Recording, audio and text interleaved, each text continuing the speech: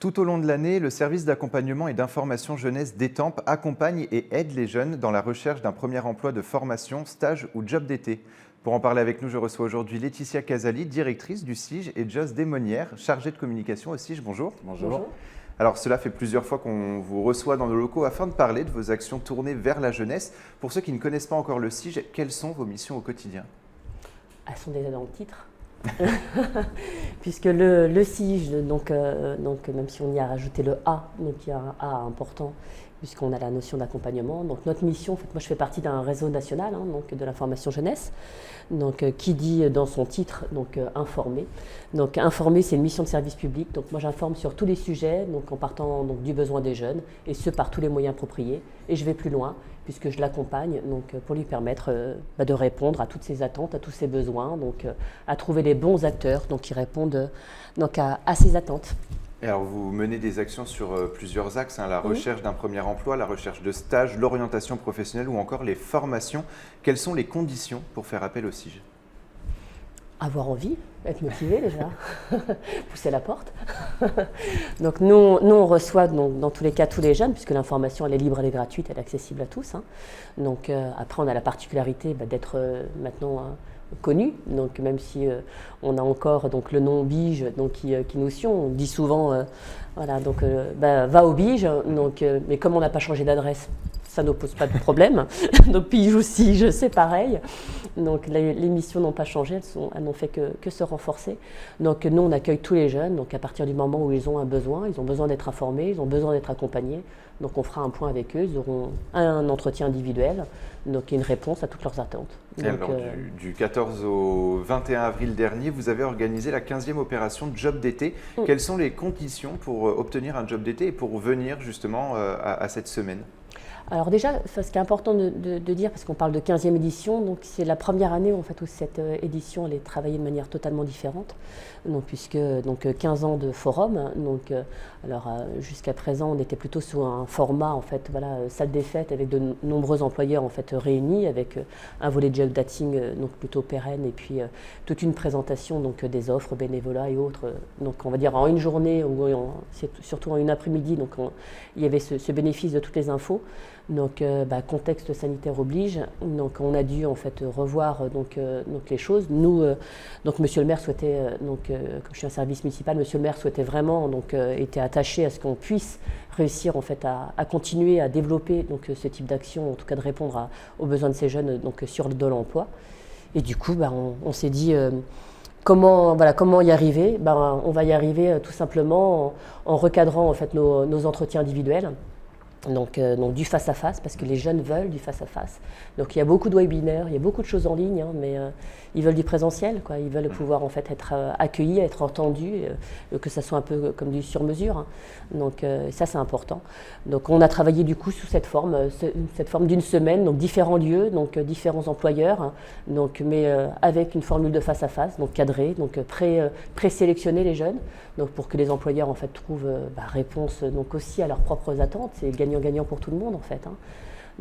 Sur cette action-là, écoutez, tous les jeunes qui souhaitaient et qui souhaitent encore trouver en fait un job d'été, ils nous appellent tout simplement, ils bénéficient d'un rendez-vous, on fait un point sur leur CV, on fait un point sur leurs attentes, et puis derrière ils sont au courant et au fait des offres qu'on a pu collecter, puisqu'on a beaucoup d'entreprises et de partenaires qui nous font confiance depuis déjà 15 ans. Et puis on a toutes les nouveautés avec Joss qui sont développées. Puisqu'on a pu créer, puisque le numérique reste un atout et en tout cas un moyen pour eux d'accéder, on va dire, au plus grand nombre possible d'informations. Oui, c'est un vecteur majeur aujourd'hui et on a mis en place, en amont de cette opération Semaine Job 2021, on a mis en place une plateforme sur le réseau social LinkedIn, une page spécialement dédiée à tout ce qui est stage, alternance, emploi public, emploi privé, avec des annonces publiées quotidiennement, vérifiées, c'est-à-dire qu'on s'assure justement que chaque candidat puisse venir postuler et être en relation immédiate avec le recruteur, c'est-à-dire qu'il ne passe pas par 3 ou 4 étapes intermédiaires au préalable. Et c'était vraiment un des engagements et des enjeux qu'on souhaitait pour cette plateforme-là. C'était important finalement de se réinventer déjà et de faciliter justement l'accès à l'emploi peut-être, mais aussi les rencontres avec Exactement, oui. C'était très important du fait que la situation l'oblige, comme le disait Laetitia à l'instant. Il y a beaucoup de webinaires, viens, on va faire un stage de ci, voici du coaching pour ça. Mais aujourd'hui, les jeunes, quand ils ont besoin d'un job d'été ou d'un emploi tout simplement. Ou de leur alternance. Voilà, ou d'une alternance. Ce dont ils ont besoin, c'est pas qu'on leur dise alors on va refaire ton CV encore pour la énième fois, tu vas suivre un cours de coaching maintenant. Non, ce qu'ils veulent, c'est bon, maintenant là, est-ce que je peux être en relation avec des recruteurs? Et c'est vraiment sur quoi on s'est axé avec cette page-là. C'est-à-dire qu'on fait une sélection d'annonces quotidiennes, que ce soit donc, comme je vous disais, ou de l'alternance, ou du stage, du CDD, du CDI, ou alors même de l'emploi public tout simplement. Et on s'assure en fait qu'en cliquant sur le bouton « Je postule », ils soient en relation directe avec le recruteur. Et c'était aussi également l'enjeu de cette nouvelle formule qu'on a faite donc, sur la semaine job d'été en face à face. C'est-à-dire qu'on les a mis en face d'agences d'intérim, mais qui avaient des réelles demandes. C'est-à-dire que cette présélection qu'on a effectuée, ça permettait tout de suite de dire à un employeur « Ça y est, j'ai quelqu'un pour vous ». Alors justement, on parle d'une semaine, du 14 au 21 avril. Exact. Est-ce que finalement, pour les personnes qui veulent encore un job d'été, qui cherchent encore un job d'été, on peut quand même faire appel à vous? Ouais, vraiment. Vraiment, le principe, c'est d'avoir un temps fort. Donc, mais vous voyez, avant ce temps fort, on a déjà placé 55 en fait, jeunes en poste. Donc, avant la semaine dédiée. Donc, la semaine dédiée, on était sur donc là, on est vraiment sur du présentiel et c'est ce fameux entretien en face à face. Donc, mais des jeunes qui recherchent un job, un emploi, une alternance, en fait, on a des suivis tout au long de l'année, des jeunes qui viennent spontanément vers nous.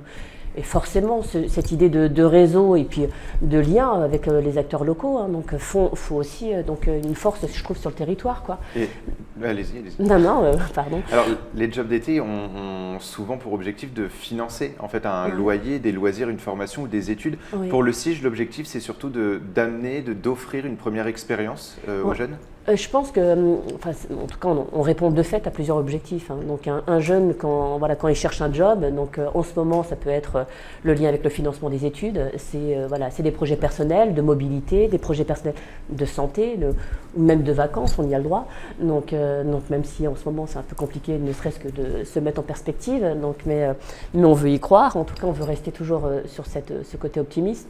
Et puis, dans le job, on est, que ça soit en bénévolat, en volontariat ou sur du recrutement à proprement dit, en fait, c'est la première expérience professionnelle, c'est vraiment quelque chose de déclenchant et qui amène en tout cas des choses positives sur l'avenir. C'est-à-dire une première rencontre, une première expérience, c'est aussi en fait une référence au monde. C'est ce qui scelle votre relation au monde professionnel pour plus tard. Ouais. C'est-à-dire que vous avez une mauvaise expérience pour votre première expérience professionnelle. Appréhender ensuite des entretiens, ça risque d'être un petit peu plus compliqué. Alors que si ça s'est bien passé, que vous avez été bien accompagné justement sur chaque étape, que ce soit le CV, la lettre de motivation, la préparation de l'entretien, derrière vous êtes plus en confiance.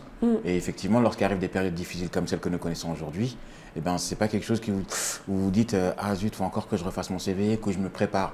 Voilà, votre objectif, c'est vraiment de les accompagner du début à la fin. À partir du moment où ils poussent la porte, vous les accompagnez jusqu'à l'insertion professionnelle. Exactement. En tout cas, ce qu'il faut comprendre, c'est que pour moi, dans la partie job, et ce côté première expérience professionnelle, puisque la plupart des jeunes en fait sont des jeunes en situation de scolarité, qui recherchent vraiment cette idée de pouvoir financer ses études, son parcours de formation, même si on a à côté des aides municipales pour les jeunes étant-poids. Mais pour autant, en fait, les études coûtent cher, et on voit vraiment des situations d'étudiants qui sont dans des situations de surendettement aujourd'hui. Donc le job, il doit permettre cela, mais il ne permet pas que cela. C'est-à-dire la première expérience professionnelle, qu'elle soit bénévole ou qu'elle soit avec un recrutement, elle est aussi en fait très utile dans Parcoursup. Parce que valoriser son engagement, son dynamisme dans Parcoursup, vous avez vraiment tout un volet à remplir, et c'est aussi faire la différence, quoi. Et c'est des points qui comptent aussi sur ses choix d'orientation pour après. Et puis en plus, il s'avère que le bénévolat qu'on présente également, donc qu'on peut donc accompagner, il permet en plus d'avoir des déclenchements des dispositifs d'aide. Donc lorsqu'on fait 40 heures de bénévolat, on peut avoir 400 € d'aide du département. Et c'est un des dispositifs, entre autres, qu'on accompagne aussi. Donc du coup, si on veut avoir des informations et si on veut être aidé et accompagné, on n'a qu'à faire appel au SIGE. Voilà. Merci beaucoup Laetitia Casali et Jos Desmonnières d'avoir été avec nous sur Sensation. Pour plus d'informations, un site existe, le sigeetampes.blogspot.com. Et pour revoir ou réécouter cette émission, rendez-vous sur notre site et application Radio Sensation.